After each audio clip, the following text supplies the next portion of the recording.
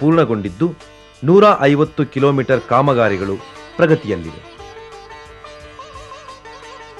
ದಾಸನಾಳ ಸುರಂಗ ಜಲಮಾರ್ಗದ ಅತ್ಯಂತ ಕಠಿಣವಾದ ನಿರ್ಮಾಣ ಕಾರ್ಯವನ್ನು ಸವಾಲಾಗಿ ಸ್ವೀಕರಿಸಿದ ಅಭಿಯಂತರರು ತಮ್ಮ ಕೌಶಲ್ಯವನ್ನು ಸಮರ್ಥವಾಗಿ ಪ್ರದರ್ಶಿಸಿದ್ದಾರೆ.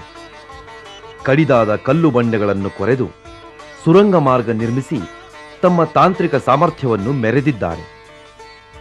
ಇಂತಹ ಕಷ್ಟಕರ ಕೆಲಸವನ್ನು ಗುತ್ತಿಗೆದಾರರು ಸಹ 25% ಕಡಿಮೆ ಮೊತ್ತದಲ್ಲಿ ಯಶಸ್ವಿಯಾಗಿ ನಿರ್ವಹಿಸಿರುವುದು ಅಭಿನಂದನಾರ್ಹ. ವರ್ಷಗಳು ಉರುಳಿದರೂ ಇಲ್ಲಿಯ ಜನ, ಭೂಮಿ, ದನಕರುಗಳು ನೀರನ್ನು ಕಣ್ತುಂಬ ಕಾಣುವುದು ಅಪರೂಪ. ಕರ್ನಾಟಕ ನೀರಾವರಿ ನಿಗಮ ನಿಯಮಿತದ ದೆಸೆಯಿಂದ ಶೀಘ್ರದಲ್ಲೇ ಇಲ್ಲಿಯ ಒಣಭೂಮಿಯಲ್ಲಿ ನೀರು ನಿರಾಯಾಸವಾಗಿ ಹರಿಯಲಿರುವುದು ಅಲ್ಲಿಯ ಜನರ ಭಾಗ್ಯವೆಂದೇ ಹೇಳಬಹುದು.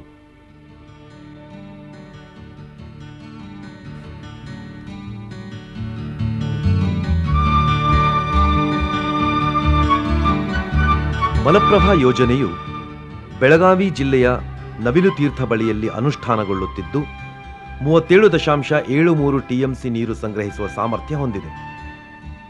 ಈ ಯೋಜನೆಯ ಅಣೆಕಟ್ಟು ನಿರ್ಮಾಣ ಪೂರ್ಣಗೊಂಡಿದ್ದು ಬೆಳಗಾವಿ, ಬಿಜಾಪುರ ಮತ್ತು ಧಾರವಾಡ ಜಿಲ್ಲೆಯ 2,20,028 ಹೆಕ್ಟೇರು ಪ್ರದೇಶಕ್ಕೆ ನೀರೊದಗಿಸಲಿದೆ.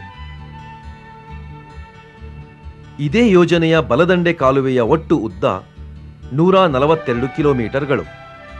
ಆ ಪೈಕಿ 116 ಕಿಲೋಮೀಟರ್ ವರೆಗಿನ ಕಾಮಗಾರಿಗಳು ಪೂರ್ಣಗೊಂಡಿದ್ದು 117ರಿಂದ 121 ಕಿಲೋಮೀಟರ್ ವರೆಗಿನ ಕಾಮಗಾರಿಗಳು ಪೂರ್ಣಗೊಳ್ಳುವ ಹಂತದಲ್ಲಿವೆ. 122 ಕಿಲೋಮೀಟರ್ನಿಂದ 131 ಕಿಲೋಮೀಟರ್ ವರೆಗಿನ ಕಾಮಗಾರಿಗಳು ಪ್ರಗತಿಯಲ್ಲಿವೆ. ಎಡದಂಡೆ ಕಾಲುವೆ 135 ಕಿಲೋಮೀಟರ್ ವರೆಗೆ ಪೂರ್ಣಗೊಂಡಿದ್ದು 142 ಕಿಲೋಮೀಟರ್ ವರೆಗಿನ ಕಾಮಗಾರಿಗಳು ಪೂರ್ಣಗೊಳ್ಳುವ ಹಂತದಲ್ಲಿವೆ.